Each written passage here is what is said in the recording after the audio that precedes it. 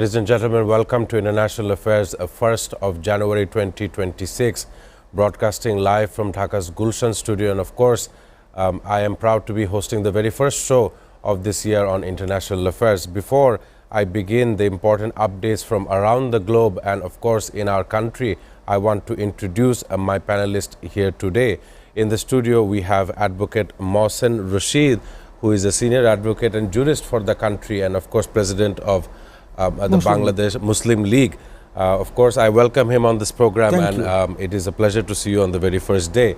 Happy New Year to you. Thank you so much. And also to Norman, if he's listening. And as well as Norman Floyd Barnes, who is our geopolitical correspondent, joining us from Washington, D.C. But before I begin the topic today, I want to understand with Advocate Mohsen Rashid, as we are also observing a 3-day mourning for a late Prime Minister Begum Khaleda Zia, who has had a huge funeral procession. Even yesterday, I was here talking about this issue. I want to begin with Mr. Mohsen Rashid. We know that a 3-time Prime Minister, as well as the first lady in a position of Prime Minister for Bangladesh, she had passed away at 6 a.m. on the 30th of December. And we see that many international dignitaries have arrived yesterday and was there at Manik Mia to observe this funeral, as it's a huge event that has happened. And we know that to some level, even the New Year celebrations have been voiced down because we are all observing a 3-day state mourning. The black flag has been hoisted on all the media channels out there. I want to begin by asking you, what is your take? The nation has lost a great leader. Today, we will see a nation that is going through a power vacuum because of the lack of powerful leadership. Good afternoon and very happy New Year to all those who are listening. Well, that was a big event, and perhaps in the history of Bangladesh, we have never seen such a crowd. Forget about the namaz, the funeral. It was a huge crowd. Even in public meetings, we have never seen such a big crowd. I mean, this crowd was as deep as 5-6 kilometers, to say the least. Yes, a vacuum has been created. It's a big loss for the nation. She was a unifying force for the country. She did a lot for the country. I mean, especially if we look at her achievement, her most important and signature achievement, I would say, is in education, where free education was during her governance. Free education was being given up to primary level, and thereafter for girls it was up to the secondary level, and meals were also introduced during her time. So that, I can say, is a singular achievement. I will not say that going from presidential to parliamentary form is a great achievement, because that was the agreement that the political parties at the time had with amongst themselves. Yes. When they were staging a movement against Ershad. So that's not 1989, something. 1989. But another very important thing that she has done is, when there was an agitation during her rule, she introduced in Parliament the 13th Amendment to the Constitution for a non-party caretaker government. Right. And that was done by her, keeping the constitutional mandate and constitutional continuity. It was not that she did it without that. So many people say that the February elections in which she was elected and became Prime Minister for the second time was illegal, and so on and so forth. The Awamis regularly talk of that, that there were rigged elections, of course, in which the Awamis did not participate, but nobody says that those elections, even BNP has not defended those elections. Those elections were done only to keep the constitutional continuity and to bring in the 13th Amendment, which was a demand of the opposition. This was not a demand of the BNP. So when she saw this demand, that people at large are supporting this demand, she being a Democrat, she was a Democrat, and being a Democrat, she decided that yes, I should yield to this demand of the people. So that is why she held that February elections, and within 2 months she resigned by bringing in this constitutional amendment, because you need 2/3 majority to do that. Right. So that's also a great achievement, that she was a Democrat and she did this thing democratically. Of course, we will all wish that the Almighty grant her a very nice room in heaven. Of course, there was a lovely inclusion of her contributions to society from Advocate Mohsin Rashid. However, we have our geopolitical correspondent Norman Floyd Barnes joining us from Washington, D.C. I know it's a very happy new year to you, sir. I know that it's the very first day of the year. There are multiple updates regarding the U.S. Congress, the U.S. Senate, as well as debates including the Republican Party as well as the Democratic Party. I would want to give you a notice of one. The mayor-elect Zoran Mamdani is set to take oath in a swearing as a mayor from January 1st, which is today. So, of course, this is a new transitional time for the city of New York. And also there are other updates, as I'm sure. I want to come to Norman Floyd Barnes. What is your update on the very first day of the year? Greetings from Washington, D.C. Today is the first day of 2026. All 3 time zones has now reached the first day of the year. I spoke to my family in California, wished them a happy new year. So today is a holiday, of course. So we're starting out the new year with the mayor of, he took the oath 2 minutes after midnight East Coast time in a subway station in New York City. So we have a new mayor in New York City, the first Muslim mayor, and he's officially the mayor of New York City now. So we have that in place. And at the same time, the federal courts has ruled that our president, in use of the military troops in Los Angeles, several other cities in the United States, was ruled illegal. So he has to remove these troops immediately. And these are the 2 main topics right now, in addition to the situation in Yemen. We had another attack, boat attack. And we're still following this situation with Russia and Ukraine.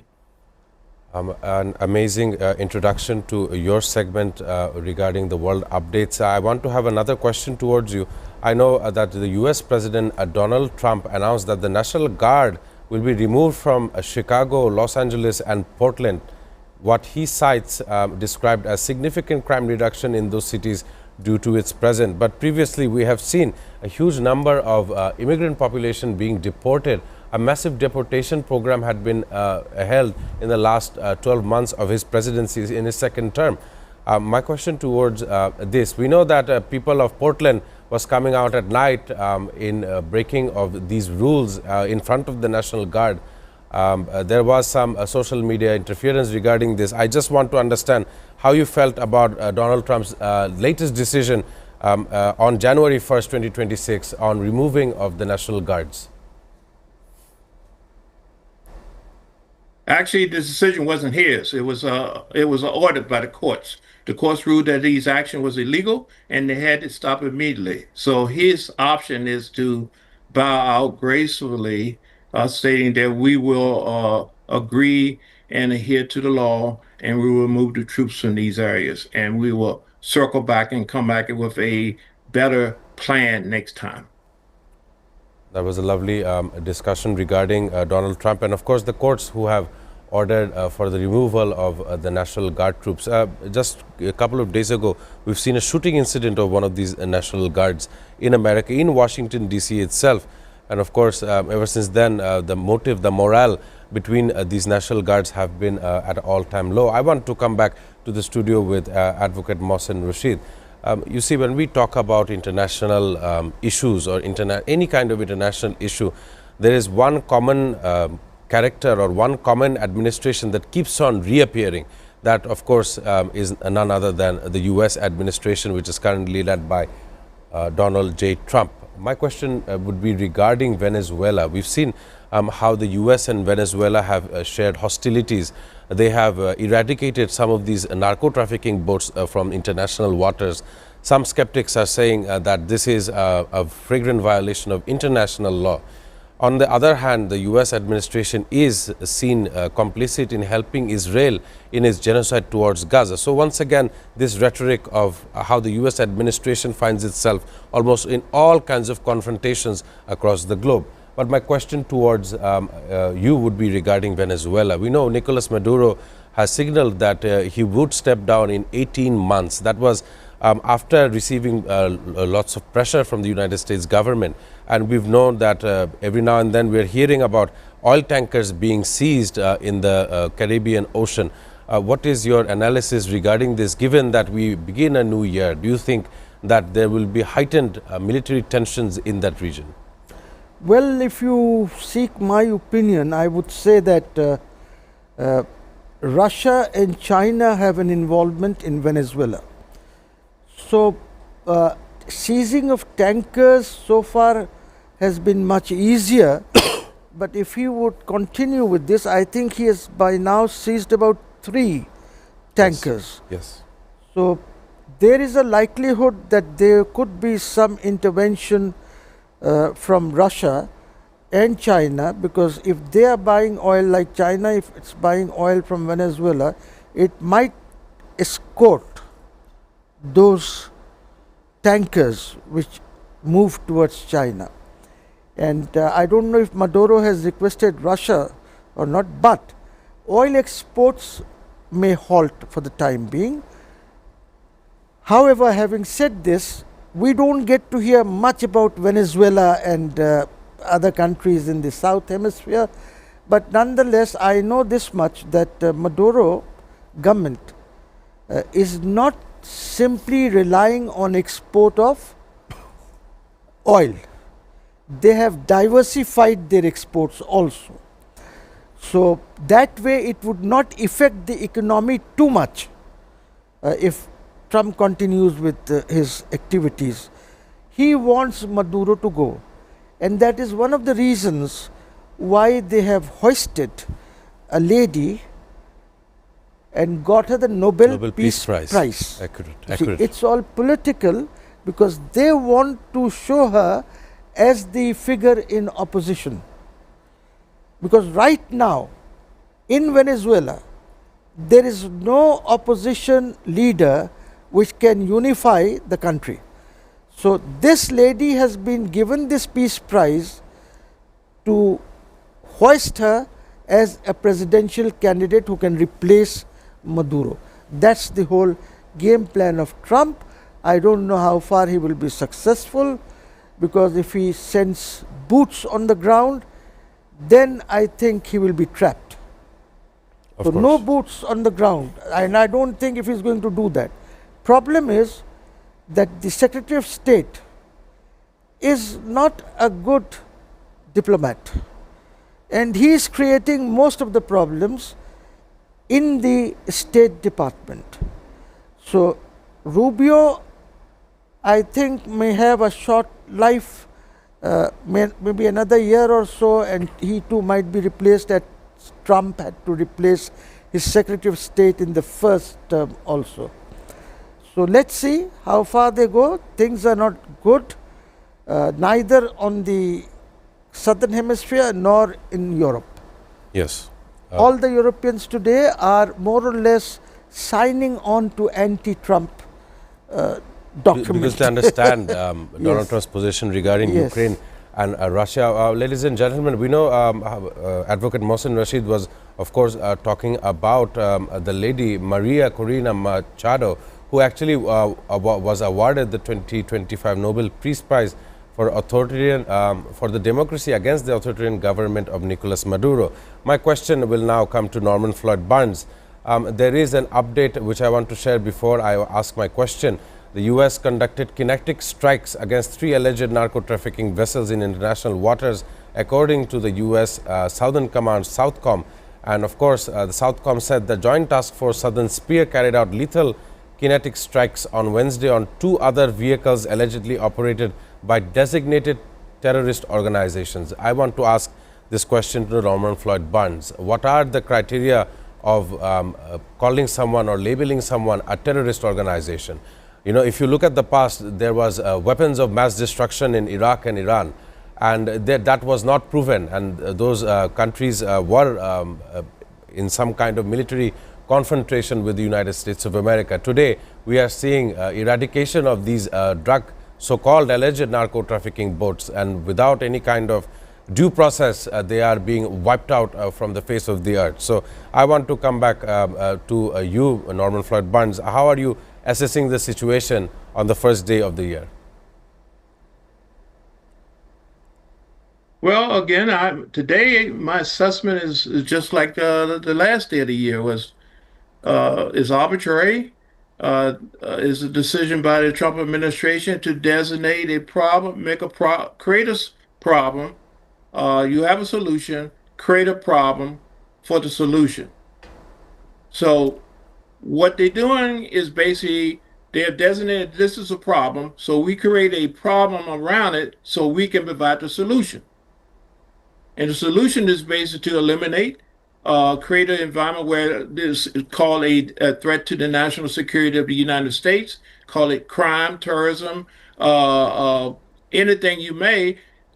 We had designated that this is a problem, something we don't want, so we make this a bad issue so we can utilize our resources to eliminate this. So right now, there's no one in the world that can has confronted the Trump administration about their terminology, their reasoning, and questioning why they're doing it.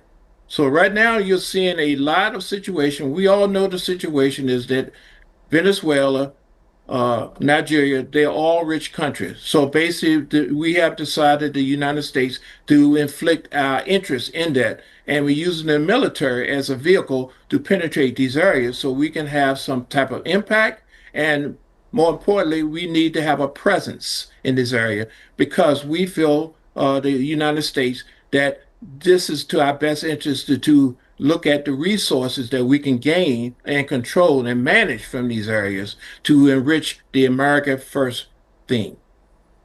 Of course, I understand that you were giving me this analogy on how the terminology that they are using regarding these issues should be addressed. I want to have a last question regarding this matter before I can go to a break towards Advocate Mohsen Rashid. As you were hearing that it is no longer a matter to ignore that the U.S.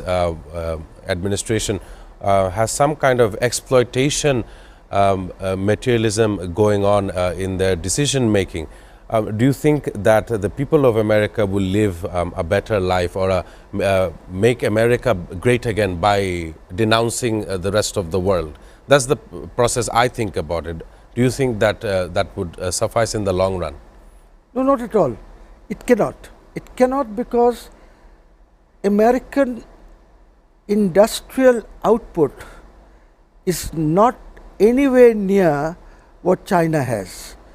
And by putting on these tariffs or import duties, you see, America doesn't win, America loses. Because at the end of the day, it's the public, the consumers who would go for things which are cheaper. They cannot go for things which cost much. So America will have to change its foreign policy, it will have to change its tariff policies if it wants people to support them. And they are, by doing what they are doing, they in fact are alienating the American people instead of making America great again. Yes. So that's another problem. with America. The other problem I is agree. the Even other. Norman Floyd Barnes also agrees with your comment. All right, thank you. Good. I concur. Happy 2026. So Yeah, you see, let's make it so. the other problem has been that they are having problems with Canada, for instance. That's a serious problem for them Right. because you see, medicine supplies come from two places, Mexico and Canada, which are cheaper to whatever they make in the United States. Correct. So that's another area where they are alienating the people. So, you know, on quite a few fronts, they are having problems. So I would say that as these elections are coming in the United States, the midterms in 2026, they could face a backlash. So that's how I feel, because people would not support them with such high inflation and high costs.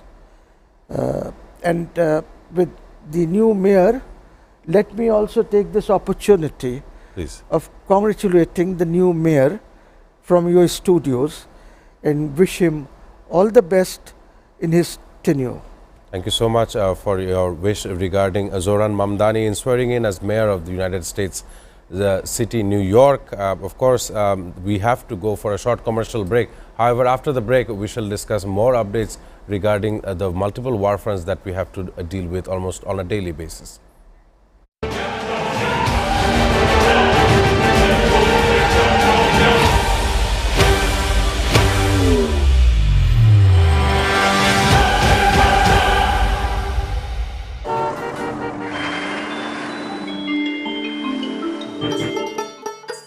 সারা দেশে লাখো মানুষের কঠোর কর্মতৎপরতা ও নিষ্ঠায় SA পরিবহন parcel and courier service এখন 16 কোটি মানুষের হাতের নাগালে।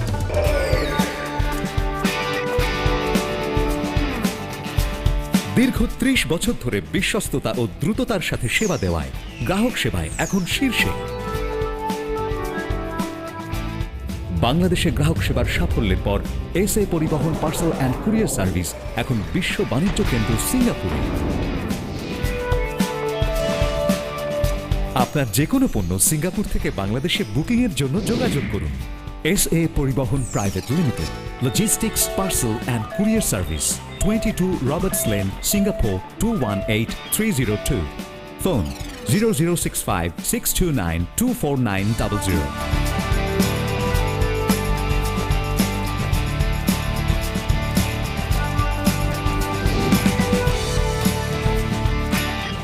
বাংলাদেশ থেকে সিঙ্গাপুরে পণ্য বুকিং এর জন্য যোগাযোগ করুন ঢাকা সহ দেশের যে কোনো 80টি শাখা কেন্দ্রে। এসএ পরিবহন পার্সেল অ্যান্ড কুরিয়ার সার্ভিস, আপনার সেবা সব সময়। Welcome, Grand Palace Hotel, Dhaka. A majestic lobby blending timeless elegance with modern design. Experience 5-star comfort in suites and rooms.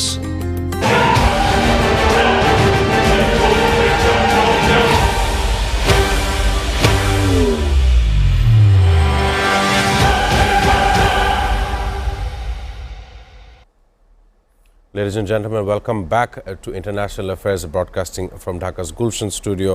In the studio, we have Advocate Mohsen Rashid, while on Zoom, we have our geopolitical correspondent, Norman Floyd Barnes from Washington, D.C. I want to take the opportunity now to talk about Ukraine and Russia. This is no longer just a war, but this is the war of the era. I would say 3.5-year long war has been prolonging for such a time that it has caused global trade disruptions, caused displacement of internal people from Ukraine. But according to the media responses, I have a breaking story. The Central Intelligence Agency assesses Ukraine was not targeting a Putin residence in a drone attack, contrary to what the Russian side, the Kremlin side, has said. Of course, the Russia had publicly raised these allegations in which it said Ukraine attempted to hit Putin's home earlier on Monday, and Donald Trump told reporters that Putin had told him off of it over the phone. At the time, the president said he was troubled by the reported action, seeming to believe that the Russian leader, even as Ukraine strenuously denied it was behind such an attack. Today, this kind of stories are now bringing to the screens of the major media outlets, including the likes of CNN, BBC and Al Jazeera. I want to come to Norman Floyd Barnes. Ukraine-Russia issue is not a new issue, but it is an issue that is not stopping. And today, the entirety of the European Union and entirety of the nations that represent Europe, including NATO, are in a crossroads of understanding what is the warboard of US President Donald Trump. Earlier on the show, we were talking about how US has involvement on almost all the issues that pertain to global hierarchy. I want to ask you this question. Now that claims are being made between the two leaders that one has attacked the other's residence, even after the Florida meeting between Volodymyr Zelensky and US President Donald Trump, what is your observation and how do you see this situation unfolding in this year? Well, this year will be a continuation of last year. The Trump administration has set a new policy about security and their involvement with international affairs. The new policy will be a lesser involvement of the U.S. military in the issues of other countries, particularly Europe, Ukraine. They're going to hand that over to NATO and the EU. The EU has a real problem now. They have a situation. They now are looking at their own defense at the same time trying to aid and help Ukraine. The United States is backing off. They're going to provide technical support. They're going to provide resources, but they're not going to put troops there. The United States is not going to put troops in Ukraine to support the ceasefire or the cessation of the war or whatever concessions they have, or most importantly, if the war continues, there would not be U.S. troops in Ukraine. Matter of fact, the U.S. troops in Europe is going to decrease, and it'll be putting back more to the Western Hemisphere and other parts of the world. In complying with the century-old Monroe Doctrine, we're going to be protecting the West back. However, Russia is putting the pressure on Ukraine. More importantly, let me change that. Russia is putting the pressure on the EU through Ukraine. Using Ukraine issue is that we can continue this war. We can put the pressure on, we have more drones. At the same time, we are repositioning and we are retracting and positioning ourselves to focus more on Europe. The Russian contingent just put hypersonic nuclear-capable missiles in Belarus with the intention of targeting the EU more quickly and without any interruption. They also are now dealing with the Baltic Sea, and they are dealing with other issues about immigration. So all indications lead that this invasion, this process dealing with Ukraine is not Ukraine, is more importantly facing Europe. Either way, if we go into a ceasefire, we have a safety zone, and they come to some type of conclusion, Ukraine, this pressure will continue on the EU. So the EU has to now readjust. They have to build up their defenses, and they have to understand that even though we may come to some type of settlement, stabilization in Ukraine, and they're not going to give up the land they have, Russia's intent is Europe. They want to control and deal with Europe. So this persistence of drones attacks, undersea cable attacks, cybersecurity, and probing. They're now talking about they're focusing on reaching submarines and cable into the British territory, the Baltic, the Arctic areas around there. So this activity has a long-term mission of EU, the Soviet Union, the former Soviet Union, the Russian Federation is focusing their efforts on total domination of the whole continent. A lovely observation from Norman Floyd Barnes in Washington, D.C. We understand that he picked out the Monroe Doctrine, in which it states from 1823 by James Monroe. So this is very prehistoric kind of a document in which says the US neutrality in Europe, the United States would not involve itself in European wars or internal disputes. The Americas and Europe were to be treated as distinct political spheres. So that it is a very distinctive separation of the both. As Norman Floyd Barnes was saying that right now Europe seems to be in a very destabilizing situation where NATO has come to the point of increasing everyone's defense budget to 5% of their GDP until 2035. That day did not come without any kind of speculation. My question towards you regarding this issue would be, if Europe did not find the help and the support of Donald Trump and or the American people, how would they be countering Russia, given that nations such as Belarus are right next to Russia, who is propagating the ideology of the Kremlin? Well, they are old friends, and Belarus has stood by Russia all through. Even the Hungarians have supported the Russians. The Hungarian Yes. Prime Minister, he is very vocal, and he has visited Moscow a few times. Now, coming to the Monroe Doctrine, well, whatever they said during those days, they have not adhered to it because they participated in the First World War And as well as the and second also the Second World War with the Europeans, you see. Yeah. So let's not Yeah. forget that, whatever the doctrine. So the other point is, as long as you do not contain the Jews, the hawkish Jews, the Zionists, peace will not be restored. You see, the problem is, you see, now Israel has gone to Somaliland. to recognize as the first nation. Yes, and they are building their bases there, the Israelis. Do you Yes. think they are doing it without the support of the American administration? They are not.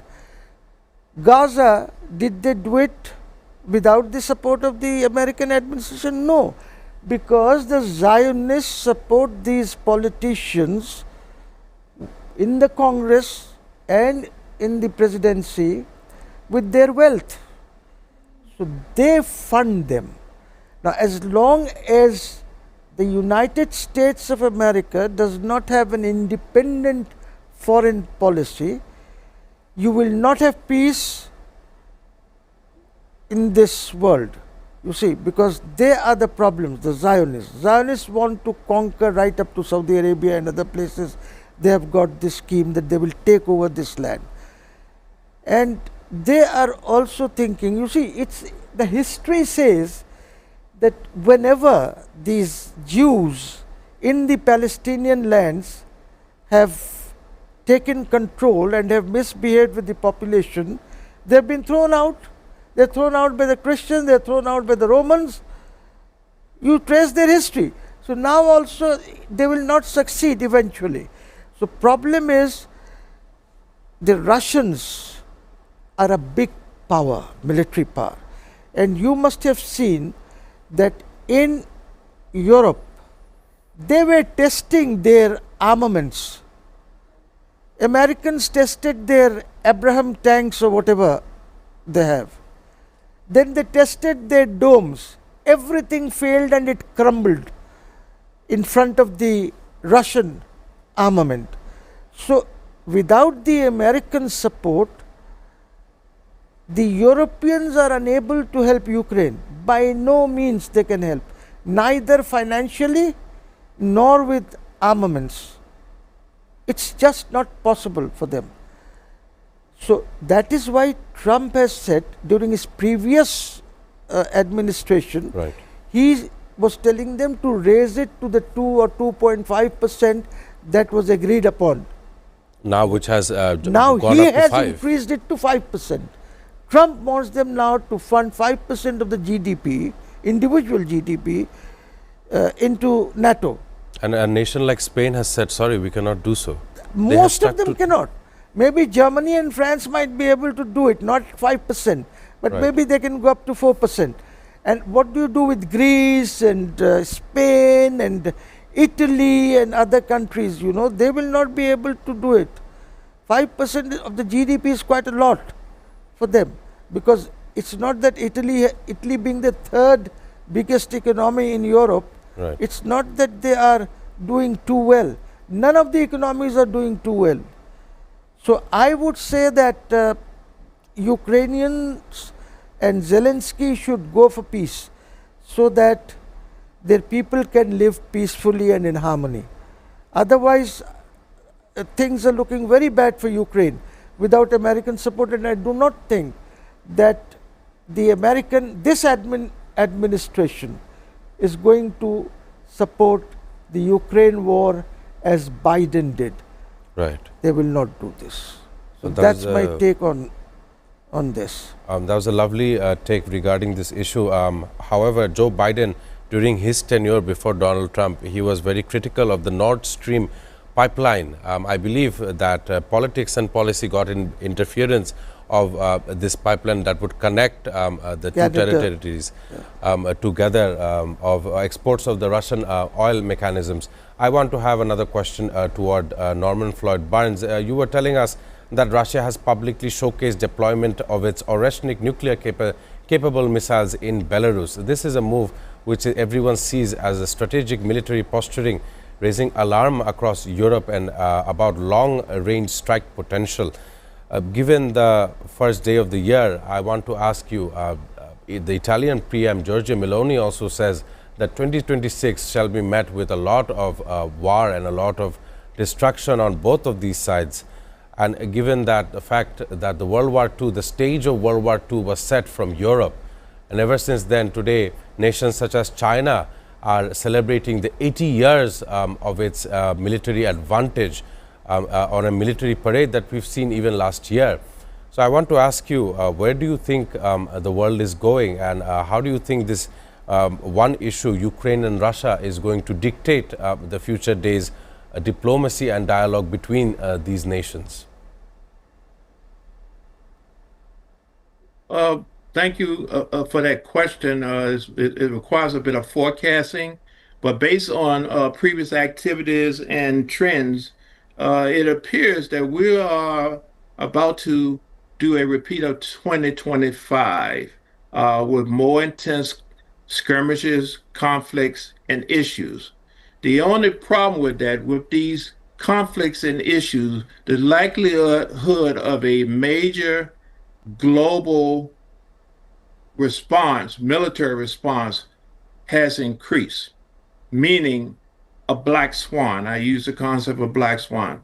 You have a concept that you want to achieve, and then all of a sudden there's another situation that comes overlap that, and next thing you know, you're involved in a vortex which creates a war, meaning an unanticipated event happens based on your strategic plan that you didn't anticipate.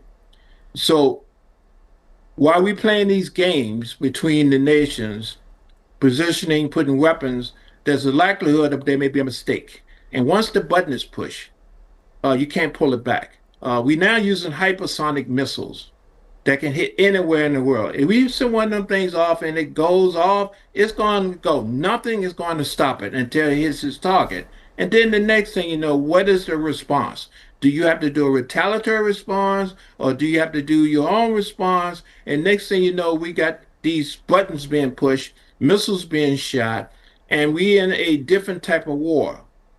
We're looking at infrastructure being destroyed, looking at energy, we're looking at technology, and at last military. So the war, the issues we're concerned about is that these type of conflicts doesn't require to have a man, a person, a gun, or seeing somebody eyeball to eyeball.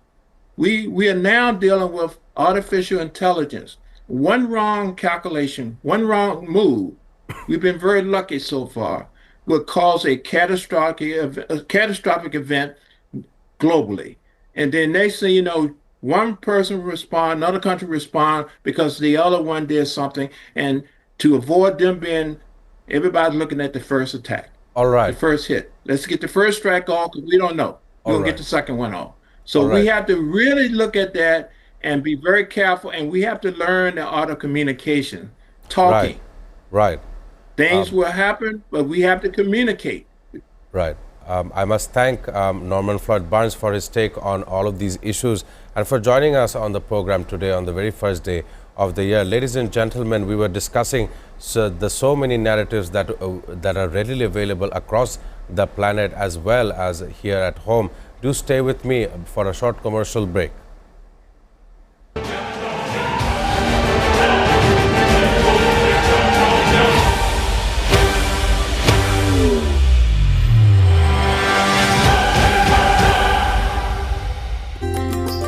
Sophisticated fine dining restaurant,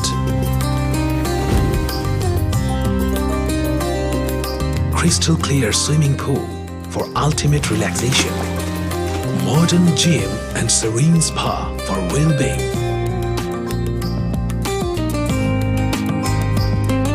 perfect venue for corporate events, weddings and parties.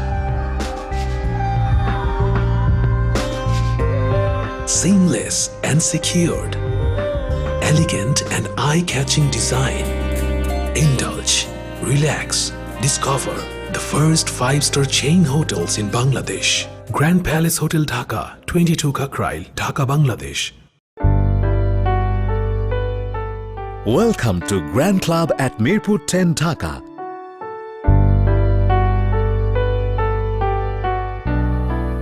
Elegant spa and wellness facility for ladies and gents.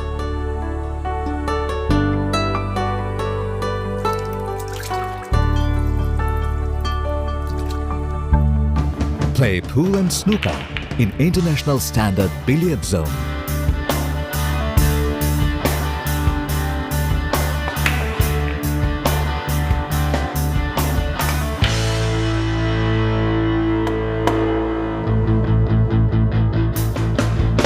World-class gym facility with exclusive equipment for man and woman. A restaurant of delicious local and international cuisine.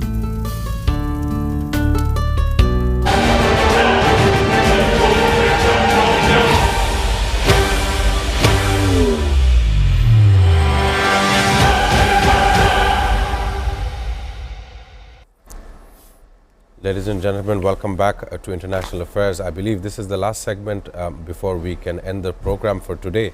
In the studio, we have Advocate Mohsin Rashid, with whom I shall discuss the events of yesterday in Bangladesh. At this point of the show, we see that the late Prime Minister Khaleda Zia had passed away, and her funeral was marked in the ultimate significance of what a nation can do on the very last day to give a farewell bid towards this leader.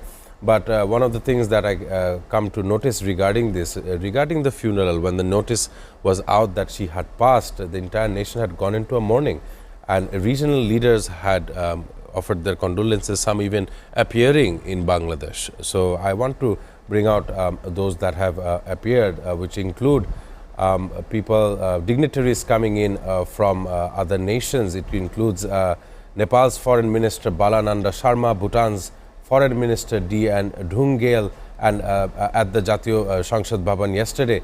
And not only so, External Affairs Minister S. Jai Shankar of India, as well as the Pakistan National Assembly Speaker Sardar Ayaz Sadiq. This attendance, it is not, of course, is beyond political maneuvering. Of course, even ousted members of the ousted regime had said they had offered their condolences. The nation truly did lose an uncompromising, unyielding leader. Of course, some will now try to politicize this funeral in the coming days of the Bangladesh politics.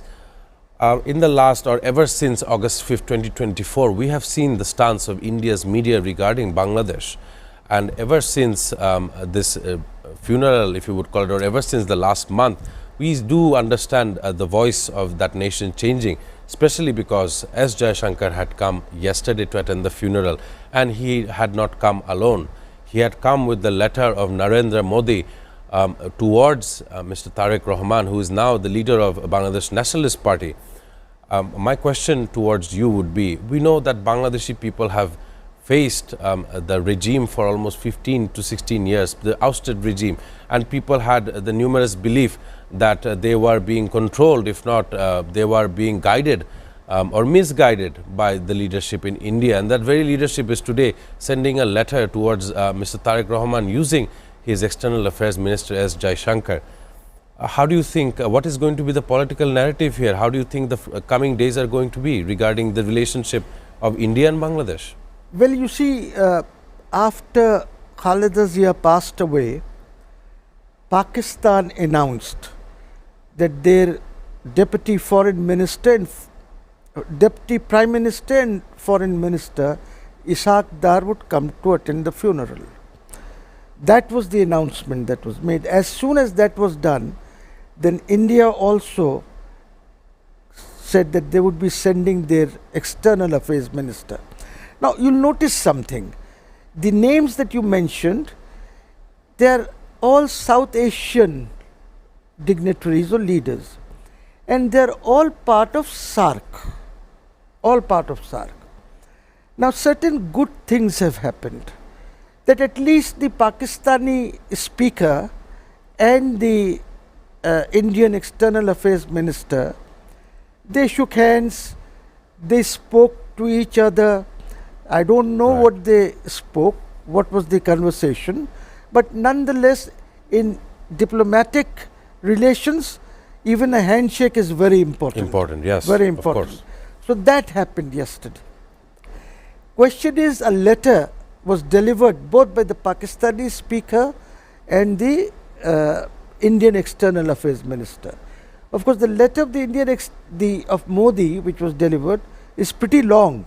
It's not a short letter. It's pretty long letter, and he addressed Tariq Rahman as Tariq Rahman Sahib. So that's another good gesture that was shown by him, by addressing him as Sahib. Otherwise, he could have just said, "Dear Mr. Tariq Rahman," you know. So that was a good gesture. So the gesture shown by the SAARC regional countries is appreciable, because you have to understand one thing, that SAARC was the brainchild of Ziaur Rahman. Right. So since SAARC was the brainchild of Ziaur Rahman, they have great respect for BNP, the regional leaders. So I think they want SAARC to be revived. Of course, much depends on India, but it can be revived even minus India. That should not be a problem. Having said this, what impressed me was that almost all of the diplomatic missions in Dhaka participated in the funeral. Of course. All of them. And it was a very well organized funeral. So I think relations would improve, but the political side of the diplomatic side is all right. Political side will not improve. It remains where it is. India continues to support Sheikh Hasina, and they still treat her as the Prime Minister. They Popular activist was killed. His killer apparently in India. Yeah. How to solve this issue? They still support. You cannot resolve this issue so easily. And I have been hearing that Saima Putul is the heir apparent for Awami League and Sheikh Hasina, and she has recently travelled to Moscow and met Putin. She travelled with Arafat and 3 Indian diplomats. So these things are happening. It will not be a very easy sailing in our political arena.